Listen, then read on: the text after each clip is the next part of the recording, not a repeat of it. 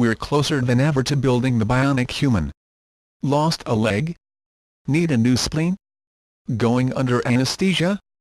There's a robot and possibly even an app or that. The last few years have given way to tons of crazy advancements in the fields of robotics and bionics. Here's a look at some of the coolest ones reinventing medicine. Bionic body parts prosthetics are nothing new. But now, they are electronic, loaded with sensors, and the information about what you do while wearing them can be uploaded to your phone or computer. For instance, the C-Leg 4 is an above-the-knee prosthetic leg that users can control and change the settings for with a smartphone app.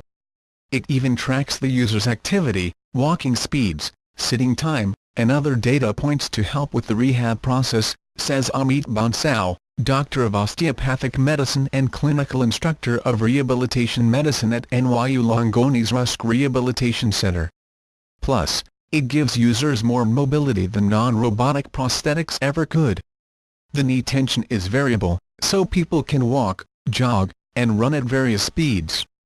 They can also stand without having to lock the device and can even walk backward, none of which are possible with traditional above-the-knee prosthetic legs. Can you imagine trying to cross a street in New York City if you couldn't walk backward? Says Bansal. If any amputation, the goal is to recover the patient's function back to where they were. It does take time, but advancements like this really make this possible. Further north, the iLim Ultra is a prosthetic mobile app control hand that comes programmed with 14 grip patterns and gestures to complete daily tasks. While prosthetic arms and hands are still far from common, they are most often used with military personnel. They should become mainstream in the next 5 to 10 years, says Bansal. Fashion model Rebecca Marine, who is missing her right forearm, is seen below with the iLim Ultra. Researchers have also developed functioning prototypes of artificial spleens, pancreases, and lungs, all of which could be solutions to the current shortage of transplantable organs, although their mainstream use is probably fairly far out into the future. The Syncardia total artificial heart below, however, has already been put into use. Patients have been able to use it for nearly 4 years before receiving a successful permanent heart transplant. Surgery-assisting robots. When it comes to reducing human error during surgeries, robots are where it's at, explains Jonathan Vigdorchik, M.D., Assistant Professor of Orthopedic Surgery and leader in robotic orthopedic surgery at NYU Langone Medical Center. Surgeons aren't always as good as we think we are, he says.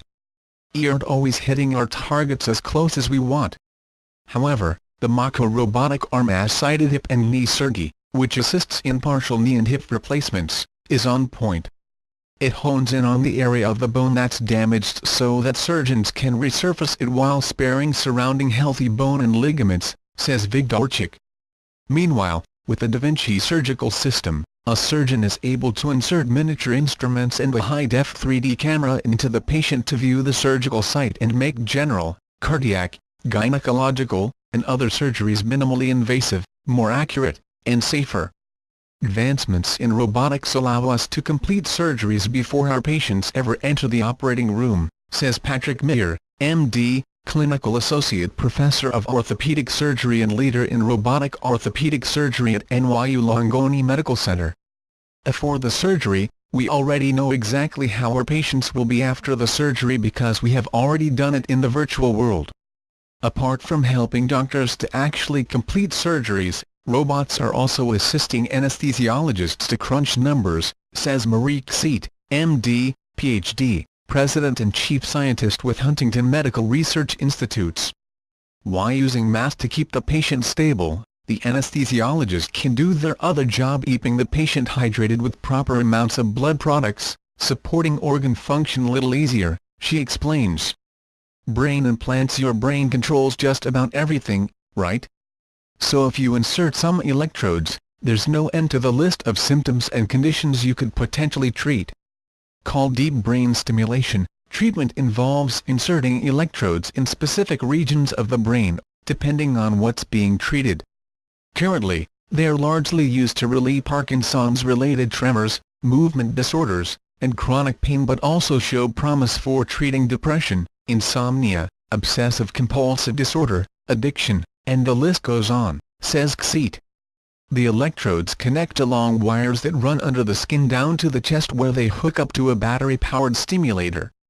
When turned on, it sends electrical pulses to the electrodes, thereby block the faulty nerve signals that are to blame for whatever's ailing the patient. Still, cerebral implants can be used for treatments outside of deep brain stimulation, says Xeet. For instance, Second Sight, which has already created a retina implant, is currently working on a vision-restoring device that would connect to the brain's visual cortex. It's planning to launch a human trial in 2017.